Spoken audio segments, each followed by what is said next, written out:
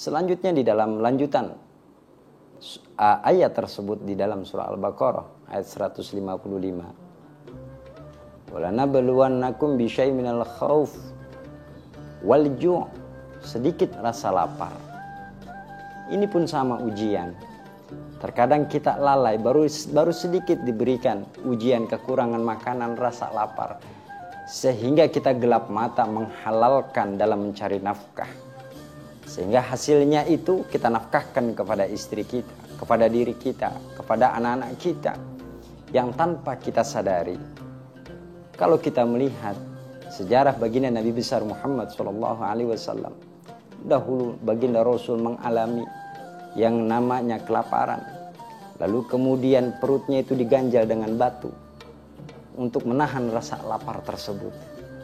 Lalu kemudian Rasul lolos, mampu melalui ujian tersebut dari rasa lapar tadi. Terus meningkat. Makin meningkat derajatnya di sisi Allah Subhanahu wa ta'ala. Maka na'udzubillah, thumma na'udzubillah, ketika Allah berikan ujian kepada kita dengan rasa lapar, lalu kemudian kita gelap mata menghalalkan segala cara dalam mencari nafkah, tanpa kita sadari bahwasannya kita sedang memasukkan api neraka kepada anak dan istri kita dari nafkah tadi yang tidak sesuai dengan syariat Allah Subhanahu wa ta'ala. Wa naqsim minal amwal, kekurangan harta pun sama. Itu adalah ujian dari Allah Subhanahu wa ta'ala. Wal anfus, dari jiwa-jiwa juga. Jiwa kita diuji oleh Allah Subhanahu wa ta'ala ketika kita dalam keadaan gabut, dalam keadaan galau, kalau anak sekarang bilangnya. Kemudian dia lari ke paranormal karena ruhaninya kosong, tidak terisi dengan keimanan. Karena ruhaninya kosong daripada nilai-nilai agama, sehingga rela menggadaikan akidahnya untuk menyelesaikan rasa gabut dan galau tadi yang dialami oleh dirinya. Na'udzubillah, tsumma na'udzubillah.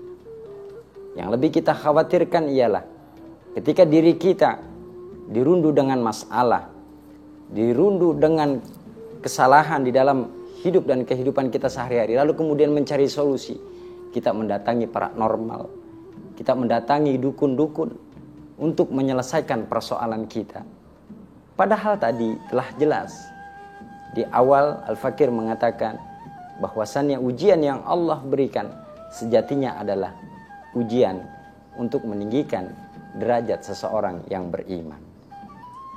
Pemirsa, Assalamualaikum Nusantara, rahimakumullah.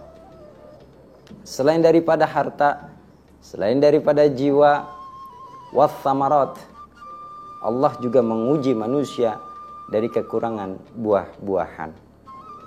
Dan masih banyak lagi ujian-ujian yang Allah berikan kepada kita. Analoginya ialah ketika kita sekolah, untuk naik ke kelas berikutnya, pasti kita melalui ujian tertulis. Ketika nilai bagus, maka kita akan naik ke jenjang kelas berikutnya. Tapi sebaliknya, ketika kita mengerjakan sebuah ujian, lalu kemudian tidak mendapatkan nilai yang sesuai dengan yang ditentukan, maka tentunya kita tidak akan naik kelas. Begitu juga dengan kaedah di dalam agama. Seseorang yang ingin tinggi derajatnya di sisi Allah Subhanahu wa ta'ala, tentunya tidak bisa lepas, tidak bisa luput daripada ujian-ujian yang Allah berikan kepada kita.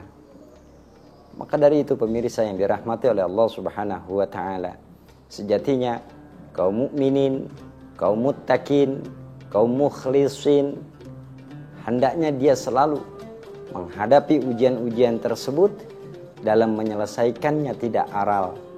Dia menggunakan pemikirannya yang cerdas, memakai sifat Rasul yang 4, sidik, amanah, tabligh, dan fatonah.